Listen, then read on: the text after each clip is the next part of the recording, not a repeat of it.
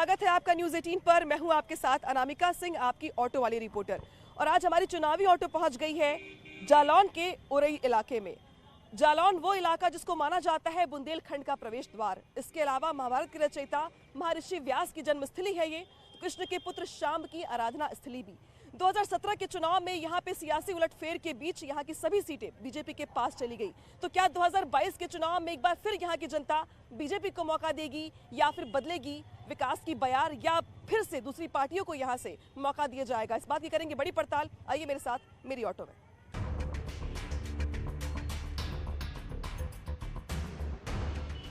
जालौन में हमारी चुनावी ऑटो निकल पड़ी है शहर में घूम कर जानने के लिए 2022 के चुनाव को लेकर क्या कहता है जालौन का मूड। अब मैं लोगों से बात करूं उसके पहले मैं जिस ऑटो में मौजूद हूं उस ऑटो के ड्राइवर साहब क्या सोचते हैं 2022 के चुनाव को लेकर, ये जानना बेहद जरूरी है। तो वोट डालते हैं आप? हाँ, वोट डालते हैं। वोट डालते हैं आप? कौन सी पार्टी ज्यादा काम करती है यहाँ पे? हम तो भाजपा को करते हैं। अच्छा, हाँ। क्यों भाजपा? क्योंकि भाजपा ऐसा है कि यहाँ पे बहुत वो चलती थी और भाजपा की सरकार में काफ़ी वो सुधार हुआ। हाँ। और काफ़ी लोगों को हुआ है। वो सामने लोग तो कहते हैं कुछ, मगर वो नहीं होता। अभी विकास काफ़ी भी हो रहा है। अच्छा। पहले यहाँ बहुत वो चलती थी यहाँ पे, अब वो इतना वो नहीं है। क्या सुधार हुआ है पहले से हालात में? पहले से बहुत जो है, मतलब कि लेडीज को खास करके वो सरकार में ज़्यादा चलती थी। ये सरकार में ऐसा है कि लेडीज कुछ अच्छा है। अच्छा। सेफ्टी रहे। यहाँ पर जो ऑटो वाले भैया हैं वो तो फिलहाल तारीफ कर रहे हैं बीजेपी की, लेकिन बाकी लोग क्या सोचते हैं इस इलाके के विकास को लेकर, ये जानना बेहद ज़रूरी है। तो हम जाएंगे अलग अलग चौराहों पर और लोगों से बात करेंगे और जानने की कोशिश करते हैं कि क्या कहता है जालौन का मूड। जालौन जिले में विधानसभा की 3 सीटें हैं। माधोपुर विधानसभा सीट, इसके अलावा उरई और एक कालपी। उरई सीट सुरक्षित सीट है, लिहाजा यहाँ पर भी लोगों की निगाहें लगी रहती हैं। लेकिन इस बीच बड़ी बात यह है कि पिछले दिनों यहीं से भानु प्रताप वर्मा को केंद्रीय मंत्रिमंडल में शामिल भी करवाया गया, यानी कि सियासत में इस जिले का और इन सीटों का काफ़ी ज़्यादा महत्व है। लेकिन विकास के मामले में ये जिला कहाँ ठहरता है और यहाँ के जनप्रतिनिधियों को लेकर लोगों की क्या राय है, ये जानना बेहद ज़रूरी है। शुरुआत मैं आपसे करूँगी यहाँ के विकास को लेकर और 2022 के चुनाव को लेकर अभी स्थिति क्या है? स्थिति बहुत नाजुक है। और यहाँ पे जहाँ तक विकास की बात करेंगे तो अगर हम शुरुआत सड़कों से करें तो अभी तक हमारे पूरे इस विधानसभा क्षेत्र की अगर अकेले यहाँ की बात करें तो सारी सड़कें, आप अगर जिस रोड से आ रही होंगी तो वो सारी सड़कें ख़राब हैं। विकास के नाम पे जो स्वास्थ्य सेवाएं हमारी हैं वो जस की तस है। कोरोना काल में इन स्वास्थ्य सेवाओं की पोल पूरी तरीके से खुल गई थी जहाँ विकास के बड़े बड़े वादे किए गए थे और कोई भी ऐसा विकास नहीं हुआ यहाँ पे। ठीक है, आपको भी ऐसा ही लगता है कि यहाँ पे जो विकास काम होने चाहिए थे वो हुए नहीं? मैं सबसे पहले तो आपका स्वागत करता हूँ इस बुंदेलखंड की धरा पर। और बुंदेलखंड का सबसे पिछड़ा हुआ जिला जनपद जालौन माना जाता है। विकास के लिए तो यहाँ पर इतना कुछ है, अगर ईमानदारी से सत्ता के लोग अगर ईमानदारी से यहाँ खर्च करने लगे। जैसे यहाँ सबसे बड़ा आय का स्रोत है बालू। पिछली 17 में जब इलेक्शन में यहाँ मोदी जी आए थे, उन्होंने एक बात की थी कि यहाँ बालू के लिए हम ड्रोन कैमरों से चेकिंग करेंगे। आज तक जनपद जालौन वासी ड्रोन कैमरे ढूंढ रहे हैं कहाँ। आखिर झूठ कब तक बोलेंगे? जबकि इस जनपद का इतिहास ये है कि सड़क चलते मुसाफिर को जब वो खाना खिलाते हैं, सड़क चलते मुसाफिर को जब वो खाना खिलाते हैं, हमारे गांव वाले साथ में मीठा खिलाते हैं। इस परंपरा के इस जनपद जालौन के साथ इतना सौतेला व्यवहार। मैं एक बात और कहना चाहूँगा, हालात ये हो गए हैं कि एक सिफारत का खत लेकर मुझको दिल्ली जाना है।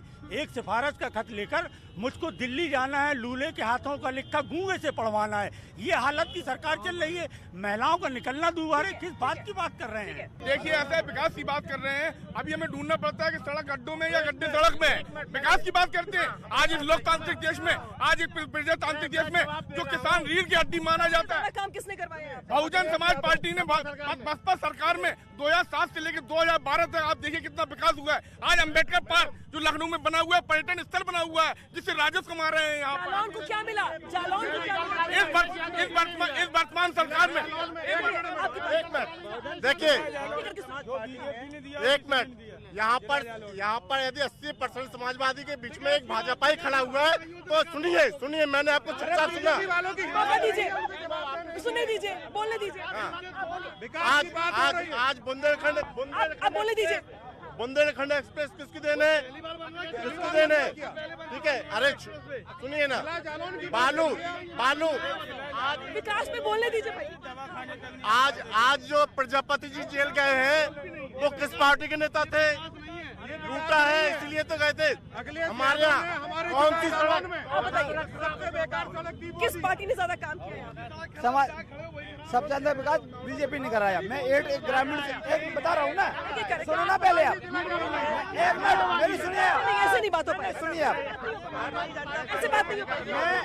मैं एट से आता हूँ। एट की सड़क भाजपा में अभी बनी है और एट में नगर पंचायत और काम चल रहा है, भाजपा सरकार में चल रहा है। आप आगे देखिए तो क्या वाकई में जिस तरीके से आरोप लगाए जा रहे हैं बीजेपी की ओर से कोई काम नहीं किया गया यहाँ पे? किसानों के नाम पे जो धरना प्रदर्शन चल रहा है, मैं इन लोगों से पूछना चाहता हूँ कि ये लोग तिरंगे से प्यार करते हैं? नहीं, तिरंगों से, तिरंगे तिरंगे तिरंगे से प्यार करते हैं क्या नहीं है? अगर नहीं, यदि यदि यहाँ पर बहुत ज्यादा लोग अग्रेसिव हो रहे हैं। विकास को लेकर बात हो रही है लेकिन मुद्दे कई और निकलने के आ चले आ रहे हैं। मैं किसी और जगह पे जाऊंगा और वहाँ पर जानने की कोशिश करूंगी 2022 के चुनाव को लेकर क्या कहना है, फिलहाल माहौल क्या कहता है। वहाँ पर दिखाई दे रहा है जहाँ पर सभी दलों के बीच आपस में खींचतान दिखाई दे रही है।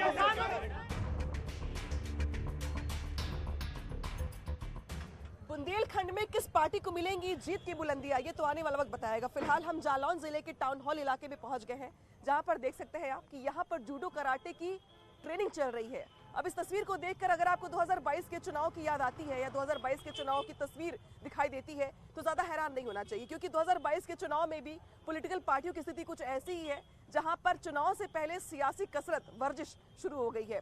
हमारे साथ यहाँ पे कुछ लोग जुड़े हुए हैं जिनसे हम बात करेंगे और इस इलाके में विकास को लेकर लोगों की राय क्या है ये जानने की कोशिश करेंगे।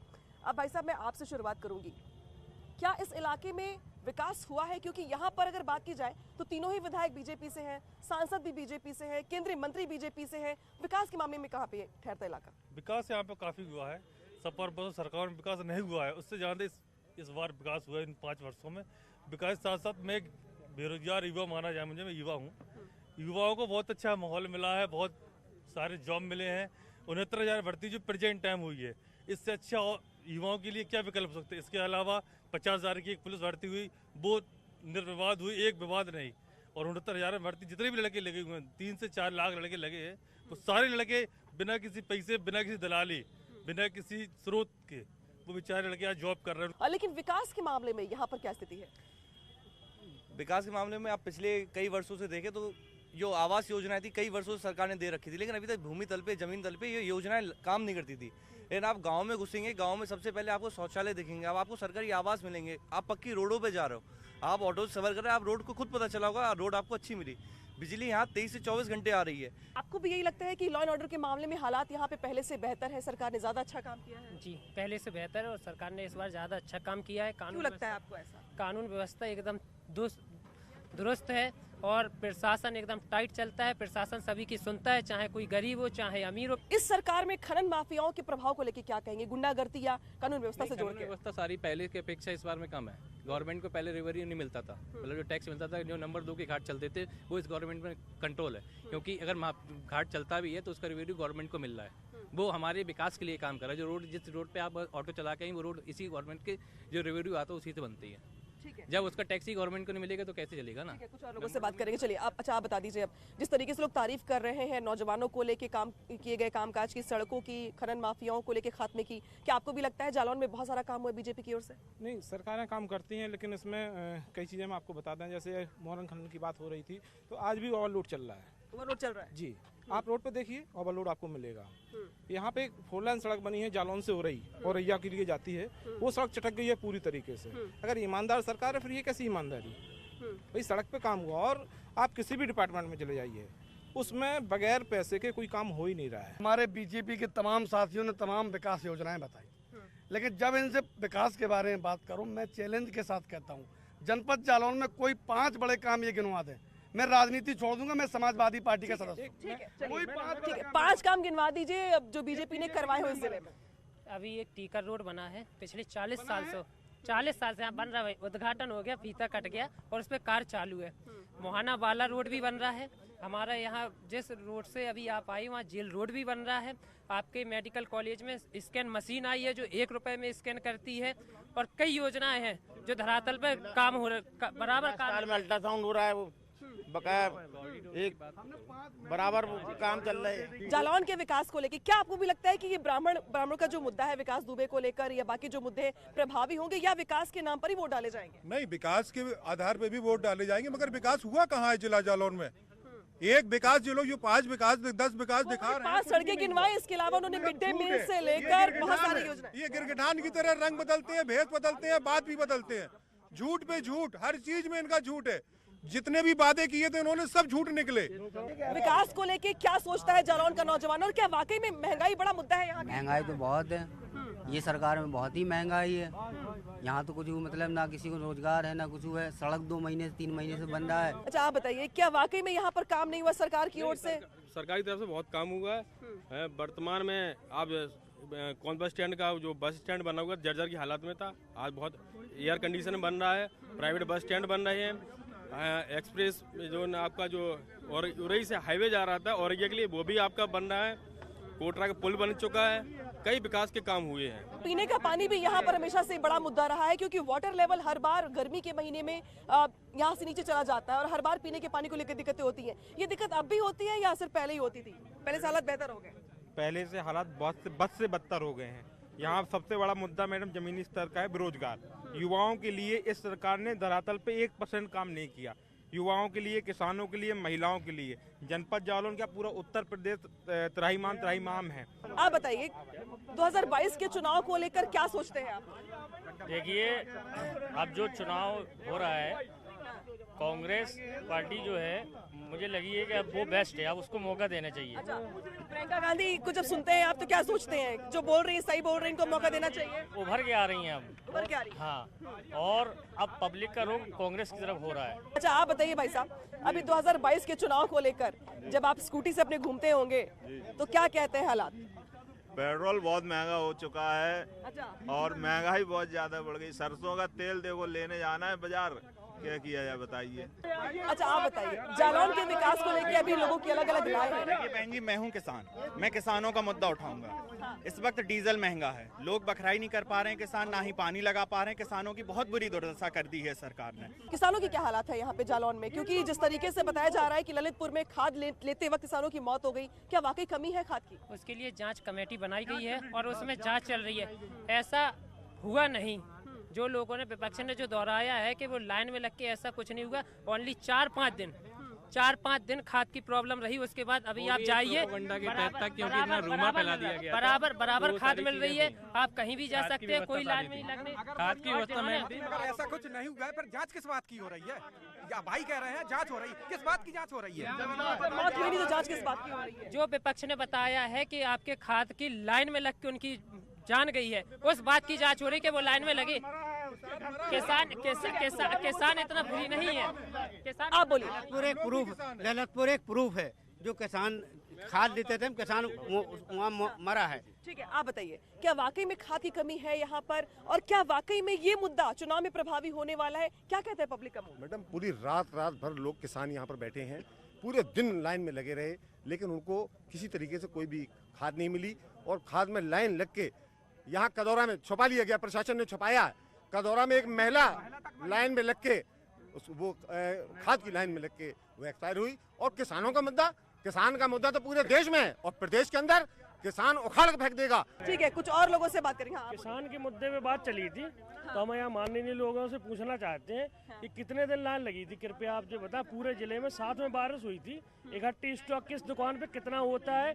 और जो रूमर फैलाया जा रहा है आपका लाइन लगाने का, तो आप ये बताइए माननीय लोगों के पास कि एकदम से पूरी बारिश हुई थी पूरे जिलों में, तो एक दुकान पे कितना स्टॉक होता है? और अपनी जो अधिकारी रैंक की जो जाती है ट्रकों से, तो वो कितना स्टॉक रख सकते हैं? कितने लोगों को मार सकते हैं? लगता है कि स्टॉक कम होने की वजह से लोगों को लाइन लगाना पड़ा। हाँ, तो क्या आपको भी लाइन लगाना पड़ा? खाद में तो होता है, घर पे 10 ही लोगों का खाना लगता है, 100 लोग आ जाएंगे तो आपको बनाने में दिक्कत हो जाएगी। अब मैं यहाँ से निकल रही हूँ, ये टाउन हॉल का इलाका जहाँ पे मैं बहुत सारे लोगों से बात कर रही थी और बातचीत के जरिए ये जानने का मुझे मौका मिला कि बहुत सारे मुद्दे यहाँ पर प्रभावी होने वाले हैं 2022 के चुनाव को लेकर। 2022 के चुनाव में भी बीजेपी की नजरें बुंदेलखंड पर है, लिहाजा कई बड़ी परियोजनाओं की सौगात देने के साथ साथ चुनावी दौरे भी लग रहे हैं नेताओं के।